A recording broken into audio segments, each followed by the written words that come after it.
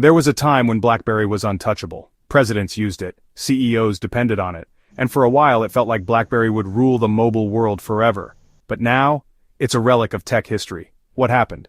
How did a company so far ahead fall so far behind? This is the rise and fall of BlackBerry when innovation stops. In the late 1990s, the world of technology was on the brink of a revolution. Tucked away in Waterloo, Ontario, a small Canadian company called Research in Motion, better known as RIM, was quietly working on something that would soon capture the imagination of the business world. At the time, RM was hardly a household name. Most people outside of tech circles had never even heard of them. But inside their modest offices, a team of engineers and visionaries were about to launch a device that would fundamentally change the way people communicated and did business. In 1999, RM introduced the BlackBerry 850, a compact two-way pager that looked unassuming at first glance. But this little device was about to make a big impact. For the first time, users could send and receive email wirelessly, right from the palm of their hand. It was a breakthrough that seemed almost magical at the time. But it wasn't just any email. The BlackBerry 850 offered secure, encrypted mobile email, a feature that immediately caught the attention of businesses, government agencies, and anyone who valued privacy. Suddenly, sensitive information could be shared on the go, without fear of interception. This level of security was unheard of in the mobile world, and it set BlackBerry apart from anything else on the market. In the early 2000s, this was nothing short of revolutionary. The media buzzed with excitement, and business leaders everywhere began to take notice. BlackBerry quickly became the must-have tool for anyone who needed to stay connected and productive no matter where they were. For the first time, professionals weren't chained to their desks or stuck waiting for important messages to arrive. The BlackBerry gave them the freedom to move, to step away from their offices, and still stay in the loop. It was a game-changer for productivity and work-life balance. Now, you could reply to an urgent email from the airport lounge, catch up on work while riding in a taxi, or check in with your team from a hotel lobby halfway around the world. The BlackBerry made it possible to stay connected from virtually anywhere. Even in the middle of a meeting, executives could discreetly check their messages, respond to urgent requests, or coordinate with colleagues in real time. The BlackBerry became an essential tool for multitasking and staying ahead in the fast-paced world of business. BlackBerry quickly became synonymous with productivity. It wasn't just a device, it was a symbol of efficiency, ambition, and the new era of mobile work. Offices everywhere buzzed with the sound of tiny keyboards clicking, as people discovered new ways to get things done faster and smarter. The BlackBerry wasn't just another gadget.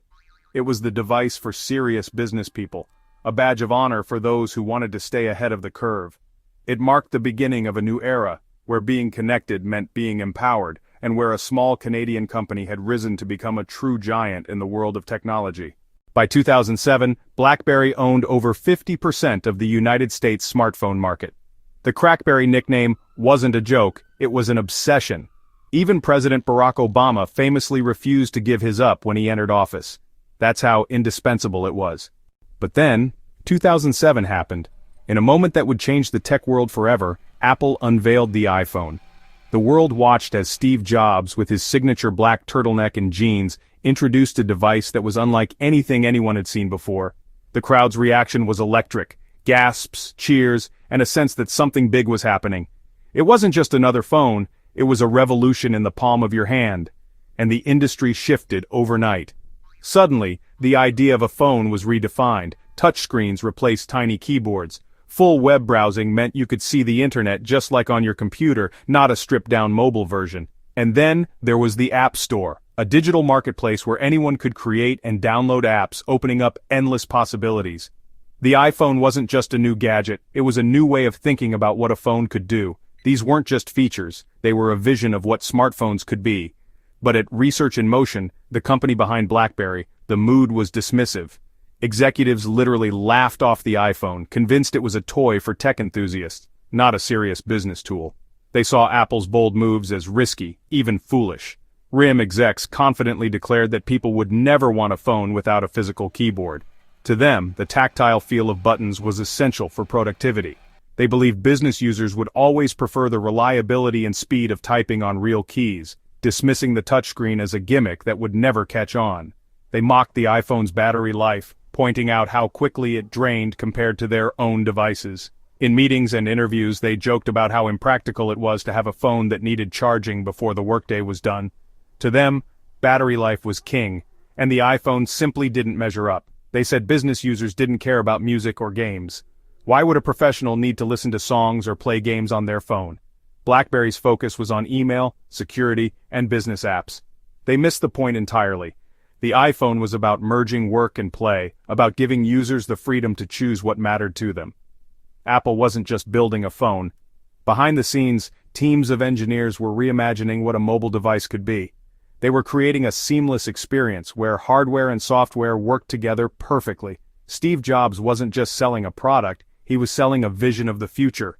It was building a platform, a foundation for innovation that would empower developers, businesses, and everyday people to do things they'd never imagined. The warning signs were there for anyone willing to see them. But for BlackBerry, the future was already slipping through their fingers. In the late 2000s, the smartphone landscape was changing at a breakneck pace. Apple had just unveiled the iPhone, a device that would redefine what people expected from their phones. Android manufacturers were quick to follow, pushing the boundaries of what was possible with mobile technology. But in the midst of this revolution, BlackBerry, once the undisputed king of mobile communication, stood still, watching the world change around it. BlackBerry doubled down on the very features that had made it a household name: the iconic physical keyboard, secure email, and a suite of business-centric tools. For years, these features had been the gold standard for professionals and executives. BlackBerry devices were seen as status symbols in boardrooms and airports, synonymous with productivity and security. But as the years went by, the world outside the boardroom was evolving. The pace of technological change was relentless. Cities grew brighter and faster, and people's expectations shifted. The smartphone was no longer just a tool for work. It was becoming a central part of everyday life, a device for entertainment, social connection, and creativity. Suddenly, it wasn't just business users who mattered. Young people, families, and everyday consumers were driving the market forward. They wanted more than just email. They wanted to play games, share photos, stream music, and connect with friends in ways that BlackBerry's devices simply couldn't offer. The rise of the App Store changed everything. Consumers craved a universe of apps at their fingertips, sleek touchscreens, and devices that looked as good as they performed. Apple and Android delivered on these desires, setting new standards for design and versatility. BlackBerry, meanwhile, hesitated, clinging to its old formula, slow to recognize that the rules of the game had changed. When BlackBerry finally tried to catch up, their efforts fell flat. The company's first major attempt at a touchscreen device, the BlackBerry Storm, was met with high expectations, but quickly disappointed both critics and loyal users. Launched in 2008, the BlackBerry Storm was supposed to be a true iPhone competitor. It was hyped as a game changer, a device that would finally bring BlackBerry into the modern era of smartphones. But the reality was far from the promise. The Storm was plagued by software bugs, a sluggish interface, and a touchscreen that felt awkward and unresponsive. Users who had come to expect reliability from BlackBerry were left frustrated and disappointed. Even Verizon, BlackBerry's key launch partner for the Storm, was reportedly furious with the device's performance. The partnership, which was meant to be a triumph, quickly turned into a public relations headache. Hoping to regain momentum, BlackBerry introduced the Playbook tablet, but the Playbook arrived without essential features like native email and calendar apps, and it failed to attract both consumers and developers. The tablet market was already crowded, and BlackBerry's offerings simply couldn't compete. In a last-ditch effort, BlackBerry launched the BlackBerry 10 operating system, a complete reboot designed to win back users and developers. But by then, the app ecosystem was dominated by Apple and Android. Developers were reluctant to invest in a platform with a shrinking user base, and the new OS failed to gain traction. One misfire followed another. Each new product was met with less enthusiasm, and BlackBerry's reputation for innovation faded.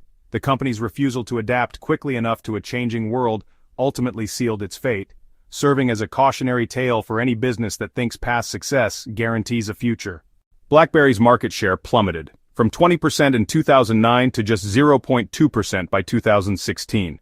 They tried partnerships, Android phones, a focus on enterprise software, but it was too little, too late. The leadership turmoil didn't help either. Co-CEOs, confusing strategies, public missteps. It became clear BlackBerry hadn't just failed to innovate, it had failed to listen. In 2016, BlackBerry officially exited the smartphone business. The company that invented mobile email was done making phones. Today, BlackBerry still exists, but as a software and cybersecurity company, it's profitable, focused, and respected in niche sectors. But for many, it will always be remembered for its phones, and the painful lesson it left behind. When innovation stops, the fall is faster than you think.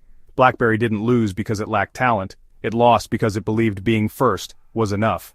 It assumed loyalty couldn't be broken, that the future would look like the past, and that's where they were wrong.